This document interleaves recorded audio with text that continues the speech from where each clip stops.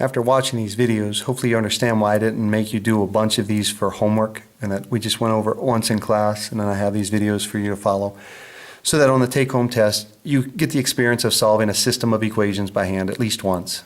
And then hopefully it's not too frustrating. Just take your time with them. We're looking at these three equations, three unknowns. Label them as equation 1, equation 2, equation 3. Again, your first goal is just to get one of these simplified. It's not a requirement, but it's recommended. So what I want to do is have one of these coefficients to be 1. And one way to do that would be to take this third equation and subtract 3 times the first equation. Because if I multiply this by 3, that would be 6. 7 take away 6 would just leave me with 1x. So that's what I'm going to try and do here.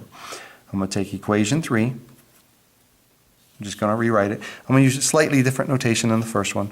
I'm going to just literally write this here. 7x plus y minus 2z equals 21. And then what I want to do is subtract 3 times the first equation. So negative 3 times equation 1. And then I'll see what happens. As I multiply that first equation by negative 3, this creates negative 6x plus 9y minus 12z equaling 45. So I do my linear combination, and this gives me an easier equation to work with, and we're going to call that equation 4. It's just a simplified equation. This would be x plus 10y minus 14z equaling 66. Now as I get to this fourth equation, I can use this because it only has an exponent or a coefficient of 1. I can use that to now try and get rid of 2 of the other equations because I multiply this by whatever I want. So if I want to get rid of this third equation, I can multiply this by negative 7. That allows me to get rid of that x right there, and then I just work with a yz. I have to do that twice. I have to create 2 unique equations that have just y and z in them. And so what I choose to do here, I'm going to go equation 1. We'll just keep changing colors here. Equation 1, which would be 2x minus 3y plus 4z equal negative 15. And I want to get rid of that. I want to get this down to so that I just have y and z. So I'll take this fourth equation and I'll multiply by negative 4. Negative 4 times equation 4. No, negative 2, pardon me. Grr, long day. Multiply by negative 2. So that would create negative 2x minus 20y and positive 28z equaling negative 132. So this will get me to the point where I have just a y and a z in my equation. As I do my linear combination, this would be negative 23y plus 32z equaling negative 147. Now I need to do this same procedure. I have to use this equation 4 to create another equation that just has y and z in it. And so I'm going to choose to go equation 2. So I'm going to rewrite this equation 2. It's all the way up here. I'm going to write it right here. This would be 5x minus y plus 7z equal negative 2. Now because I want to remove this, I'm going to take this fourth equation that you can see at the top of the screen, and I'm going to multiply by negative 5. So I go negative 5 times equation 4. And when I multiply that, that would create negative 5x, negative 50y plus 70z equaling negative 330. So the numbers start to get a little large. I'll put my line here. Notice that the x coefficients drop out. For y, it would become negative 51y plus 77z equaling negative 332. Again, you have to be careful with this. These numbers are going to get huge on you. And so at this point, I've got one line, and then I've got this line and this line. We'll call this equation 5 and equation 6 respectively. Equation 5, equation 6. And so I've got 1, 2, 3 variables, an answer. I've got 1, 2 variables, an answer. 1, 2 variables, and an answer. From these last two, I simply want to get rid of the y's so that I can solve for z. Okay, so we're going to do a linear combination. This is like Algebra 1. We're just focusing on those two equations.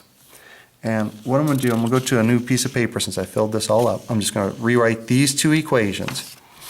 And so I have negative 23y plus 32z equaling negative 147. Then I've got this negative 51y plus 77z equaling negative 332. And this is equation 5 and equation 6 respectively. And so to get rid of those, like I did in the last video, I need to do opposites on this. I'll multiply the first equation, equation 5, by negative 51. So I'll go negative 51 times equation 5. And then I'll multiply this equation by 23 so that those will be equal but opposite in value. And as I showed you, you can easily do this on your calculator. Turn on your calculator, obviously.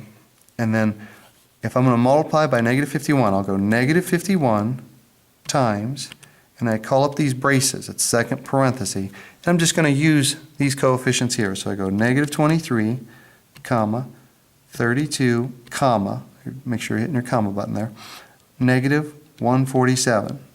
Close the brace, hit enter. That'll do that multiplication for you, and that way you're sure not to make any mistakes. You get these huge numbers. I'm going to have 1,173x minus 1,632z equaling 7,497. And I'm going to do the similar thing for this equation 6. I want to multiply by just a positive 23. So I'll put it in the calculator. I'll go 23 times brace, and I'm just going to use those numbers. Negative 51. Make sure you do the negative here and not the minus sign. So I do negative 51, comma, 77, comma, negative 332. Close the brace out, hit enter, and it multiplies those numbers for me. And so that gives me negative 1,173x, what I was looking for, make those opposites. And then I get plus 1,771z equaling negative 7,636. I'll put a line here. As I add this up, this will give me just a z value because the x's would drop out. And so I would go 139z is equal to negative 139. Well, that's pretty easy then. We realize that that would be z equals negative 1. As a system of equations, I'm just going to clean up what I have here. And I'm going to go back to that first page. See how I simplified all that? I got this nice simple equation here. I'm going to put that in my first row. I'm going to say 1, 10, negative 14, 66. And then I can pick from this first page one of these equations. It doesn't matter which one you pick. You just pick one. I'm going to go with the one that had the smaller numbers. And so I'm going to say 0, I don't have an x there, negative 23 for the y, a 32 for the z, and a negative 147. And then finally, from this page, I know that z is negative 1, so I can go 0, 0, 1, negative 1. So I know what z is. As I do my substitution, I can go back to the second equation and I can say negative 23y plus 32 times, now I know what z is. Z is now negative 1. equals negative 147. So negative 23y minus 32 equals negative 147.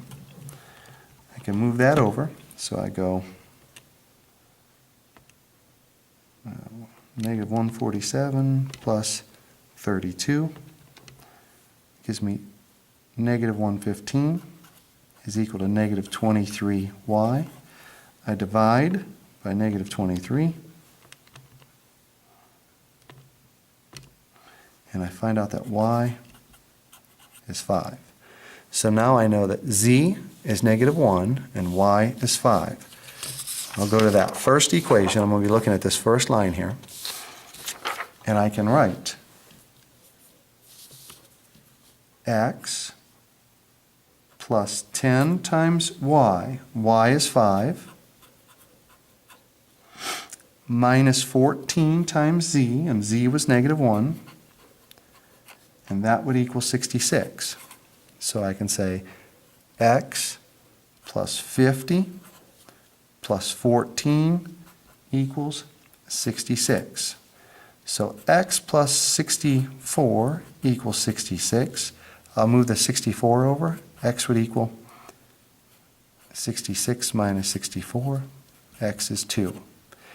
From my work, I can now establish that the final answer would be x is 2, y is 5, z is negative 1. It does take some patience to do these problems. That's why we do them all on the calculator with that reduced row echelon form. But I think it serves you some purpose to go through and at least do one of these by hand. Take your time with it. I know you get frustrated. The answers should come out nice. It would just be awful to give you one of these that had fractions all through there because you would have to plug all those in. So I did try to give you integer answers there. Good luck to you.